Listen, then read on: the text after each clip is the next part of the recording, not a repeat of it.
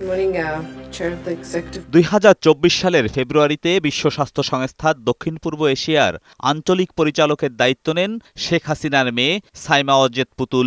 Autism নিয়ে কাজ করা পুতুল এই পদে কতটা উপযুক্ত তা ঘাঁটতে গিয়ে প্রাথমিক তথ্যে শেখ হাসিনার ক্ষমতার প্রভাব খাটানোর সত্যতা পেয়েছে দুদক। বিস্তর অনুসন্ধানের সিদ্ধান্ত নিয়েছে সংস্থাটি। শেখ হাসিনা তার মেয়ে সাইমা ওয়াজেদ পুতুলকে দক্ষিণ পূর্ব এশিয়ার আঞ্চলিক পরিচালক হওয়ার যোগ্যতা না থাকা সত্ত্বেও WHO এর আঞ্চলিক পরিচালক বানাতে তার ক্ষমতার অনৈতিকভাবে ব্যবহার করেছিলেন মর্মে অভিযোগের প্রাথমিক সত্যতা পাওয়ায় অনুসন্ধানের সিদ্ধান্ত গৃহীত হয়েছে।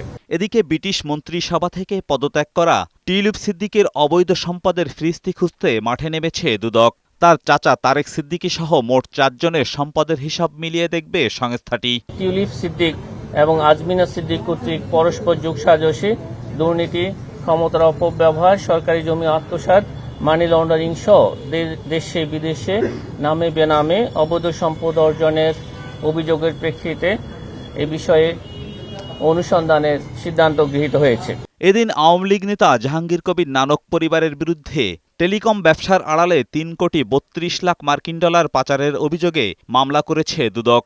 এছাড়া শামীম ওসমান পরিবারের প্রতিষ্ঠান কে টেলিকমিউনিকেশনের 2.51 কোটি মার্কিন ডলার পাচারের অভিযোগেও মামলা হয়েছে।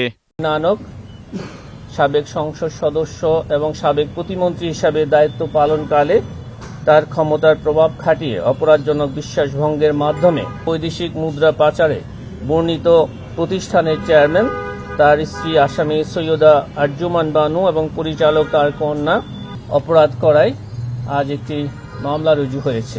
অন্যদিকে ফার্স্ট সিকিউরিটি ইসলামী ব্যাংক থেকে ঋণের নামে 234 কোটি টাকা আত্মসাতের অভিযোগে এস আলম গ্রুপের চেয়ারম্যান সাইফুল আলমের বিরুদ্ধে অনুসন্ধানে নেমেছে দুদক। বিদেশে অর্থ পাচার সহ নানা অভিযোগে সাবেক প্রধানমন্ত্রী শেখ হাসিনার মুখ্য সচিব তোফাজ্জল হোসেনের সম্পদের খোঁজ নিচ্ছে দুর্নীতি দমন কমিশন। খাতওয়ায় বহির্ভূত সম্পদ অর্জনের প্রেক্ষিতে এ বিষয়ে অনুসন্ধানের সিদ্ধান্ত গৃহীত হয়েছে। এজাজুল হক মুকুল, বৈশাখী সংবাদ, ঢাকা।